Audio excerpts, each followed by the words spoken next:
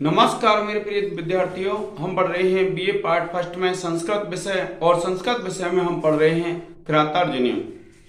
अब तक आपने जो पढ़ा किरातार्जुनीयम में वह क्या था कि जब अज्ञातवास काट रहे थे पांडव, तो पांडवों में से युधिष्ठिर ने एक वनेचर को दुर्योधन की राज व्यवस्था जानने के लिए दुर्योधन की राज व्यवस्था राज्य में भेजा। और जब दुर्योधन के राज्य में भेजा तो क्या हुआ, वह जो वनेचर है वह वहां की राज व्यवस्था जान करके वापस आ गया और उसने दुर्योधन की जो राज व्यवस्था थी उसके विषय में संपूर्ण रूप से युधिष्ठिर को बताया। और युधिष्ठिर को जब बताया तो युधिष्ठिर ने वह बात सुनकर के फिर द्रौपदी के भवन में अपने चारों भाइयों के साथ उन सबको बताई। और तब उस बात से उत्तेजित होकर के उद्विग्न होकर के द्रौपदी ने युधिष्ठिर के लिए जो वचन कहे थे विद्यार्थियों, वह वचन द्रौपदी की ओजस्वी वाणी ये हम पढ़ रहे थे। इससे पहले द्रौपदी ने क्या किया कि जो युधिष्ठिर के जो छोटे चार भाई हैं उनके बारे में वर्णन किया और वर्णन करने के बाद फिर युधिष्ठिर का वर्णन किया। और अब देखिए क्या कहती है द्रौपदी। देखिए विद्यार्थियों क्या कहती है द्रौपदी कि पुरः सरा धाम वताम यशोधना सुदुसहम प्राप्य निकारम ईदृशम। क्या कहती है द्रौपदी? पुरः सरा धाम वताम यशोधना सुदुसहम प्राप्य निकारम ईदृशम भवादृशाश्चेत अधिकुर्वते रतिम निराश्रया हंत हंता मनस्विता। क्या कहा कि पुरः सरा, पुरः सरा कहते हैं, पुरः कहते हैं आगे और सरा माने गंड्य, कि पुरः सरा अग्रगण्य। अग्रगण्य का तात्पर्य क्या होता है? अगर गिनती की जाए तो सबसे आगे। क्या कहा? पुरः सरा यानी अग्रगण्य। पुरः सरा का क्या तात्पर्य होता है? अग्रगण्य। तो क्या कहा? पुरः सरा, पुरः सरा अग्रगण्य। धाम, धाम कहते हैं तेज को बताम। जो तेजस्वी व्यक्ति होते हैं उनमें पुरः सरा सबसे आगे, अग्रगण्य। यशोधना, यशी जिनका धन है ऐसे। क्या कहा कि पुरः सरा यशोधना, यशी जिनका धन है ऐसे। सुदुसहम प्राप्य निकारम ईदृशम। सुदुसहम, सुदुसहम कहते हैं जो बड़ी मुश्किल से सहन करने योग्य होता है। प्राप्य माने प्राप्त करके, निकारम ईदृशम, निकारम कहते हैं तिरस्कार को, ईदृशम माने इस प्रकार के। कि पुरः सराह जिनकी सबसे पहले गणना होती है धाम बताम तेजस्वी व्यक्तियों में, यशोधना यशी जिनका धन होता है ऐसे, सुदुसहम जो बड़ी मुश्किल से सहन करने योग्य होता है ऐसे, प्राप्य निकारम ईदृशम। प्राप्य माने प्राप्त करके, निकारम ईदृशम इस प्रकार के तिरस्कार को प्राप्त करके, भवादृशाश्चेद अधिकुर्वते रतिम। कि भवादृशाश्चेत कि आप जैसे व्यक्ति यदि अधिकुर्वते रतिम अगर रति को प्राप्त होते हैं, प्रसन्न होते हैं, निराश्रया हंत हता मनस्विता कि निराश्रया आश्रय से रहित होकर के हंत मर गई है, हता मनस्विता कि हंत अरे बड़े दुख की बात है कि जो मनस्विता है वह मर गई है। क्या कहती है द्रौपदी कि तेजस्वियों में अग्रगण्य यशस्वी आप जैसे महापुरुष यदि इस प्रकार अत्यंत मुश्किल से सहन करने योग्य अपमान पाकर के संतोष कर लेते हैं, मनस्विता निराश्रित होकर के समाप्त हो गई है। क्या कहा? हंत, हाय। हंत जो शब्द आता है वो किसके लिए आता है? हाय, अरे बड़े दुख की बात है। क्या दुख की बात है? देखिए, पुरः सराह धामवताम यशोधना कि पुरः सराह कि पुरः सराह किसको कहते हैं? जो अग्रगण्य होते हैं, धाम बताम तेजस्वी व्यक्तियों में यशोधना, यशी जिनका धन होता है, सो दुस्सहम प्राप्त निकारम ईदृशम, कि अत्यंत जो मुश्किल से सहन करने योग्य होता है, ऐसे तिरस्कार को प्राप्त करके भवादर्शाश्चेद अधिकुर्वते रतिम, अगर आप जैसे व्यक्ति ही रति को, आनंद को प्राप्त करते हैं, तो निराश्रय हम तथा मनस्विता, तो फिर तो आश्रय से रहित होकर के जो मनस्विता है, जो स्वाभिमानता है, वो क्या हो जाएगी? नष्ट हो जाएगी। क्या कहा कि पुरःसरा, जिनकी सबसे आगे गिनती होती है तेजस्वी व्यक्तियों में। अगर तेजस्वी व्यक्तियों की गिनती की जाए तो सबसे पहले किसकी गिनती होगी? युधिष्ठिर की। यशोधना, यशी जिसका धन है, ऐसे सो दुस्सहम प्राप्त निकारम ईदृशम, और जो ऐसा तिरस्कार है जिसको सहन करना बड़ा मुश्किल होता है, भवादर्शाश्चेद अधिकुर्वते रतिम, अगर आप जैसे मनस्वी लोग ही रति को, आनंद को प्राप्त करेंगे, तो निराश्रय हम तथा मनस्विता, तो फिर तो आश्रय से रहित होकर के जो मनस्विता है वह नष्ट हो गई है। ये क्या कह रही है द्रौपदी कि अगर आप जैसे व्यक्ति, अगर तेजस्वी व्यक्तियों की गणना की जाती है तो सबसे पहले किसका नाम आता है? आपका नाम आता है। और अगर आप जैसे व्यक्ति ही आश्रय से रहित तो इस प्रकार से ऐसे तिरस्कार को सहन करके, जो तिरस्कार सहन करना बड़ा मुश्किल कार्य है, उस तिरस्कार को अगर सहन करके शांत रहेंगे तो जो मनस्विता है वह तो नष्ट हो जाएगी। अरे बड़े दुख की बात है, आश्रय से रहित होकर के जो मनस्विता है वह समाप्त हो गई है। अब देखिए ये जो है विद्यार्थियों, ये क्या है? एक सूक्ति है। और ये जो सूक्ति है, यह सूक्ति मैंने आपको पहले कई बार बता दिया है कि जहां पर भी सूक्ति होती है, उस सूक्ति के होने पर वहां अर्थांतन्यास अलंकार होता है। अगर वर्ण गिनते हैं 1 2 3 4 5 6 7 8 9 10 11 12 वर्ण है। जतौत वंशस्थम उदीर्तम जरो। फिर उसके बाद ये 12 वर्ण का छंद, फिर दूसरा बिंदु लिखेंगे विशेष में आप। दूसरा बिंदु कौन सा हो जाएगा? आप लिख देंगे इस पद्य में अर्थांतन्यास अलंकार है। और फिर देखिए अब इसमें आप लिखेंगे व्याकरण टिप्पणी। तो देखिए हत, हता, हता में क्या हो जाएगी? हन धातु और त प्रत्यय हो जाएगा।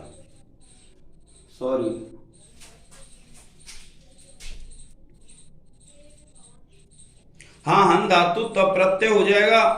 और फिर देखिए निक प्राप्त है, प्रउपसर्ग आप धातु लेप प्रत्यय है। और फिर देखिए यशोधना, कि ये जो यशोधन है, यश एव धनम येषाम बहुव्रीहि समास है।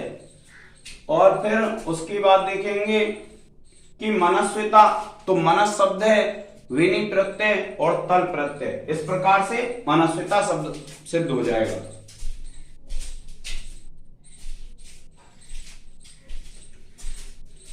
और रतिम है, रम धातु है, कितन प्रत्यय है। तो इस प्रकार से विद्यार्थियों इसमें हम क्या करेंगे? व्याकरण टिप्पणी भी लिख देंगे, विशेष भी लिख देंगे। अब देखिए अथ क्षमाम एव निरस्त विक्रमश्चिराय पर्येषि सुखस्य साधनम विहाय लक्ष्मी पतिर लक्ष्म कामकम। लक्ष्मी पतिर पतिह लक्ष्म कार्मुकम जटाधरः संजुदुहि पावकम।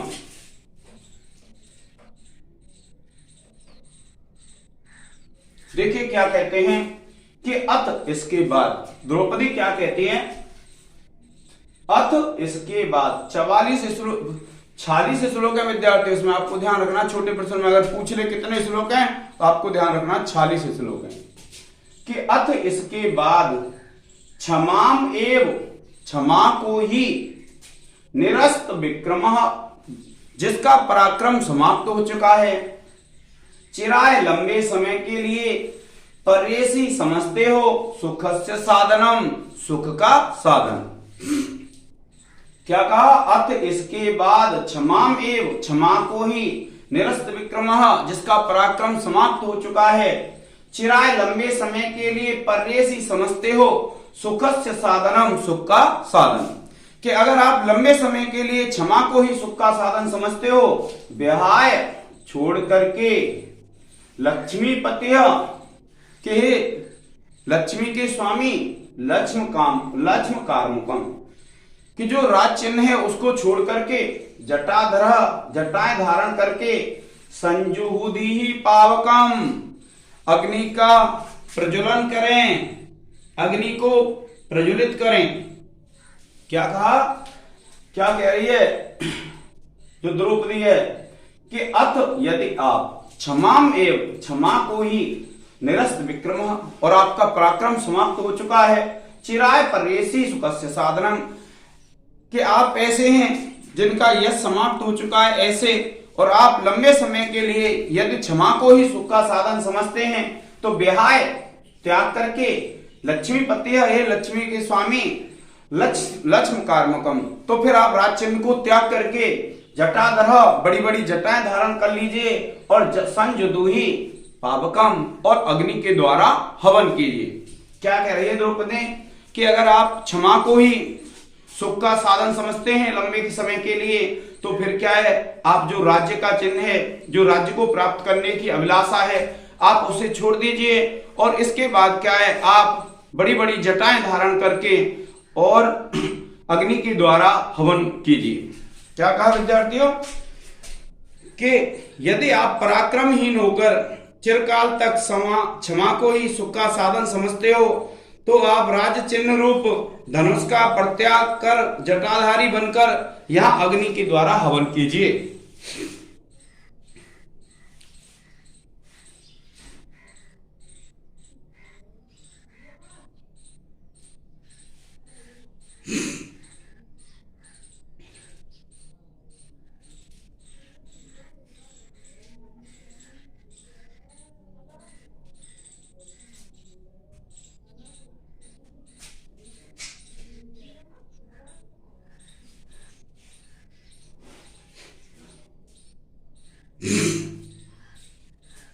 देखिए कि अथ क्षमाम एवं निरस्त विक्रमः चिराय परेसी सुखस्य साधनम, कि जिसका पराक्रम समाप्त हो चुका है ऐसे आप, यानी अस्त पराक्रम वाले आप, यदि क्षमा को ही लंबे समय के लिए सुख का साधन समझते हैं। क्या कह रहे द्रौपदी?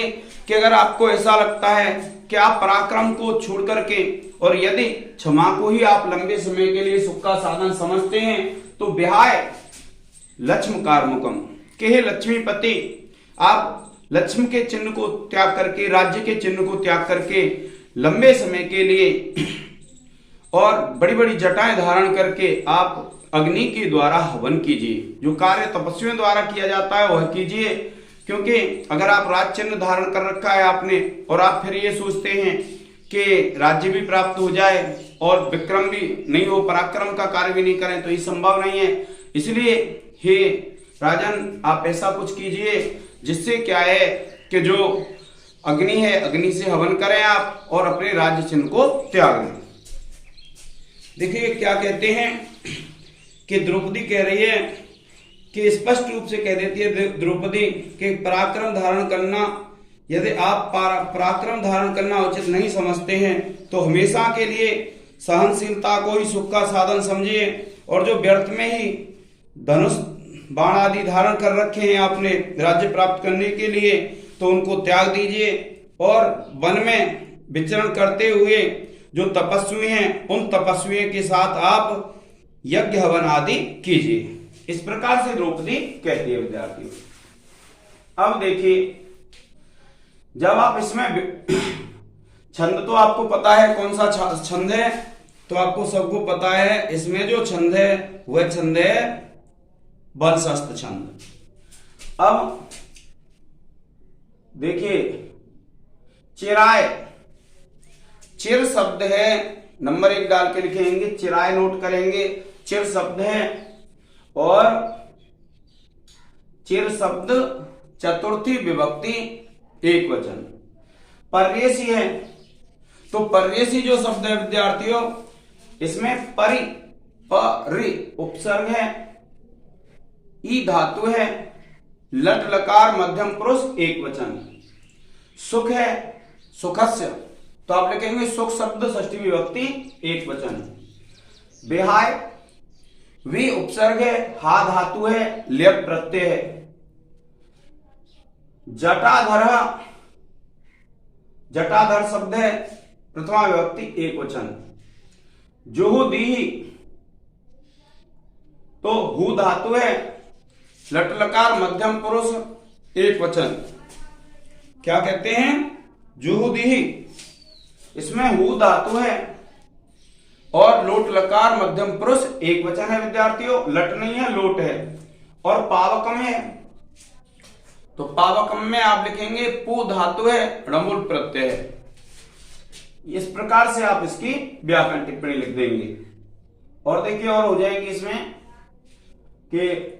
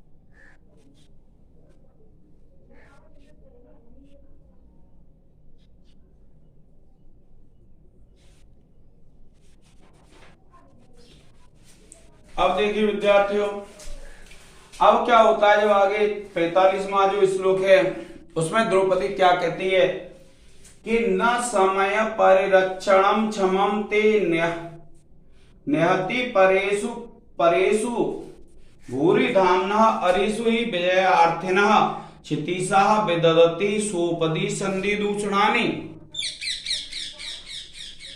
अब देखिए क्या कहते हैं कि सोपदी कपट के साथ, तो देखिए न माने नहीं, समय माने समय का, परिरक्षणम रक्षा करना। किस समय की बात कर रही है द्रौपदी? द्रौपदी समय की बात कर रही है, उस समय की जिस समय वह जो उनको 12 साल का तो पांडवों का वनवास मिला था और 1 साल का अज्ञातवास मिला था। तो ये जो द्रौपदी है वह यह कह रही है कि आप जो समय की रक्षा कर रहे हैं, यह जो समय की रक्षा करना है वह आपके लिए उचित नहीं है। तो क्या कहा कि न समय परिरक्षणम क्षमम ते, कि जो समय की जो आप रक्षा कर रहे हैं, क्योंकि कौरवों के द्वारा उनको 13 वर्ष का वनवास दिया गया है जिसमें 12 वर्ष में वन में रहना है और 1 वर्ष अज्ञातवास में रहना है उनको।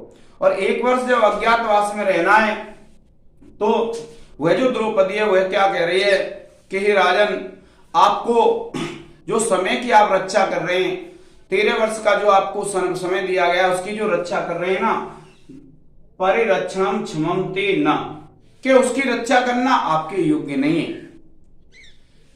क्योंकि इनको वनवास मिला है और वनवास मिला है तो वे क्या चाह रहे हैं कि 13 साल के वनवास की रक्षा करें। तो ये क्या कहते हैं, न समय परिरक्षणम क्षमम ते।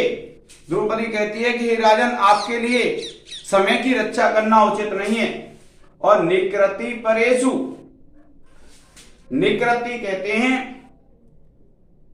अपकार, तिरस्कार, अहित, ऐसे शब्द होते हैं इसके लिए कि निकृति, निकृति कहते हैं अपकार को, अपमान को, अहित को। परेषु लगे हुए, परेषु शत्रुओं में, भूरि धाम्नः कि भूरि धाम्नः कि हे तेजस्वी, क्या कहा कि भूरि धाम्नः कि हे तेजस्वी, हे राजन, आपका समय रक्षण करना ठीक नहीं है।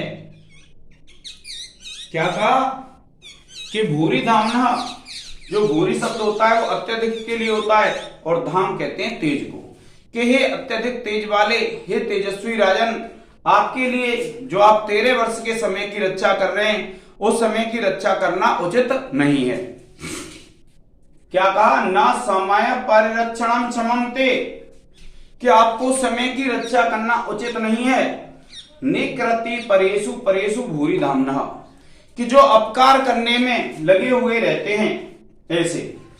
क्या कहा, निकृति परेषु परेषु भूरि धामना, कि जो अपकार करने में लगे रहते हैं ऐसे भूरि धामना, कि हे अत्यधिक तेज वाले, हे तेजस्वी राजन, अरिषु शत्रुओं में, कैसे शत्रुओं में, जो शत्रु हमेशा किसी का अपकार करने में लगे रहते हैं ऐसे शत्रुओं के विषय में। क्या कहते हैं, न समय परिरक्षणम क्षमन्ते, कि न समय परिरक्षणम क्षमन्ते, कि समय की रक्षा करना तुम्हारे लिए उपयुक्त नहीं है। कि न समय परिरक्षणम क्षमन्ते, कि तुम्हारे लिए समय की रक्षा करना उचित नहीं है। निकृति परेषु परेषु, निकृति परेषु परेषु, कि जो अपकार करने में लगे हुए शत्रु रहते हैं उनमें भूरि धामना, कि अत्यधिक जो तेज वाले हैं आप, अरिषु, अरि कहते हैं शत्रुओं को, कि ऐसे शत्रुओं के विषय में विजयार्थिना, कि जो विजय की इच्छा करते हैं, विजय चाहते हैं, जो विजय के इच्छुक होते हैं। क्षितिशाह, क्षितिशाह कहते हैं राजा लोग। विदधति, विदधति करते हैं, सोपदी संधि दूषणानि, कि सोपदी संधि दूषणानि, कि कपट पूर्वक संधि का तोड़ कर देते हैं, संधि को तोड़ देते हैं। क्या कहा, कि न समय परिरक्षणम क्षमन्ते, द्रौपदी उससे क्या कह रही है कि आपके लिए समय की रक्षा करना उचित नहीं है। और निकृति परेषु,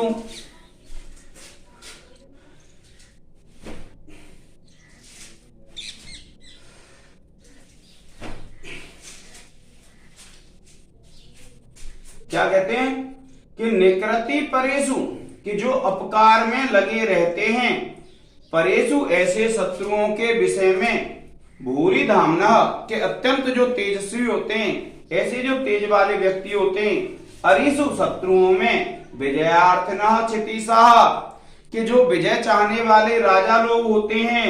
विदधति सोपदी, सोपदी कहते हैं कपट पूर्वक, कि विदधति करते हैं, सोपदी कपट पूर्वक, संधि दूषणानि, संधि को तोड़ देते हैं। क्या कह रही द्रौपदी कि हे राजन, हे महाराज, आपके द्वारा इस प्रकार से जो आप संधि का पालन कर रहे हैं वह संधि का पालन करना आपके लिए उचित नहीं है। क्यों नहीं है उचित?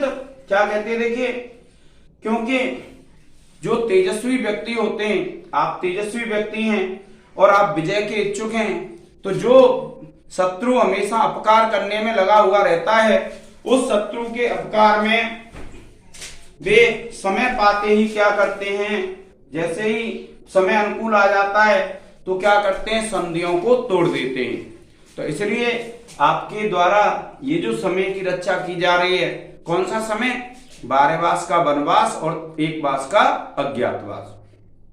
तो यह जो 12 वर्ष का वनवास और 1 वर्ष का जो अज्ञातवास है, इस अज्ञातवास के समय की जो आपके द्वारा रक्षा की जा रही है, वह रक्षा करना क्या है, उचित नहीं है।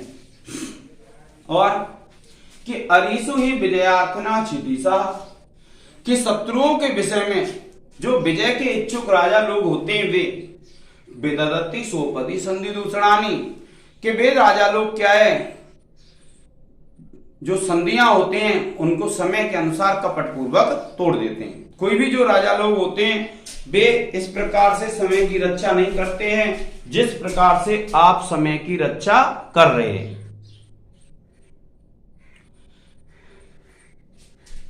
अब देखिए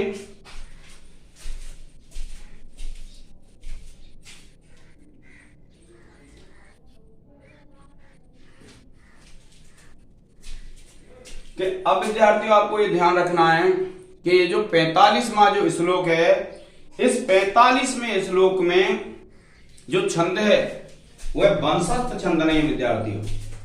ये आपको विशेष रूप से ध्यान रखना है कि इनमें जो छंद है वह वंशस्थ छंद नहीं है। कौन सा छंद है? पुष्पिताग्रा छंद। तो ये जो पुष्पिताग्रा छंद है पूछ लिया जाता है, जो 40वां श्लोक होगा उसमें अलग है और इसमें अलग है। तो जो 45वां श्लोक है उसमें क्या है? पुष्पिताग्रा छंद है। और इसका आप लिख देंगे इस पद्य में पुष्पिताग्रा छंद है। और फिर लिखेंगे इसका लक्षण अयुजी नयुगरे भतु यकारो युजि च नजौ नगराश्च पुष्पिताग्रा, कि ऐसा ये जो लक्षण है आपको याद कर लेना विद्यार्थियों, क्योंकि ये जो लक्षण है किसका है? पुष्पिताग्रा छंद का। अब तक जो आपने पढ़ा उसमें कौन सा था? वंशस्थ छंद था, और अब पुष्पिताग्रा छंद है। तो ये चीज आपको याद रखनी है विद्यार्थियों।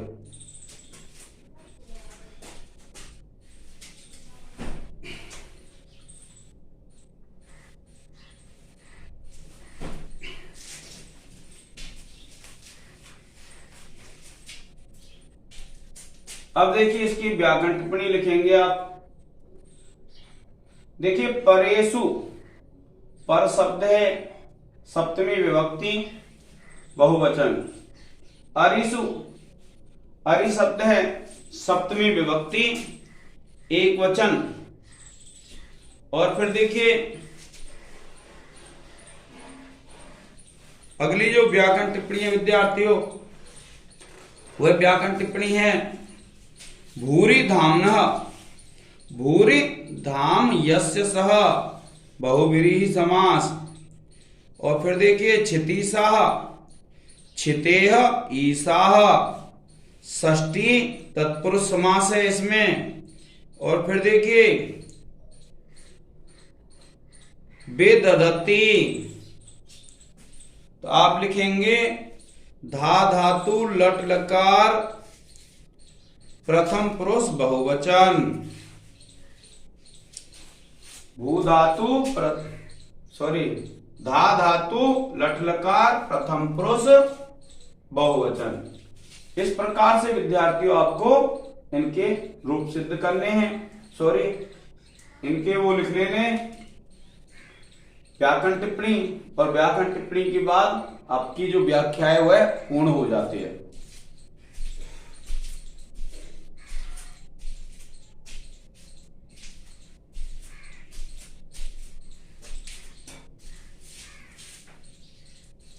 क्योंकि जो महाकाव्य होता है उस महाकाव्य का ये लक्षण होता है कि उस महाकाव्य के प्रत्येक सर्ग में पहले तो एक छंद चलता है, और अंतिम के जो 2-4 श्लोक होते हैं उनमें क्या है? छंद परिवर्तन हो जाता है। यह महाकाव्य का नियम होता है। इसलिए ये जो 45वां श्लोक है इसमें तो पुष्पिताग्रा छंद है, और इसके बाद 46वां जो श्लोक आएगा उसमें मालिनी छंद है। तो आपको ध्यान रखना है मालिनी छंद और पुष्पिताग्रा छंद, ये अत्यंत महत्वपूर्ण बात है विद्यार्थियों इसमें। और ये जो पुस्तक है आपको ध्यान रखना है, मैं कई बार बता चुका हूं कि छंद, अलंकार, व्याकरण टिप्पणी ये हमें यथावत लिखनी है जैसे होती हैं। और आज के इस लेक्चर में इतना ही। धन्यवाद। अब आगे कल पढ़ेंगे।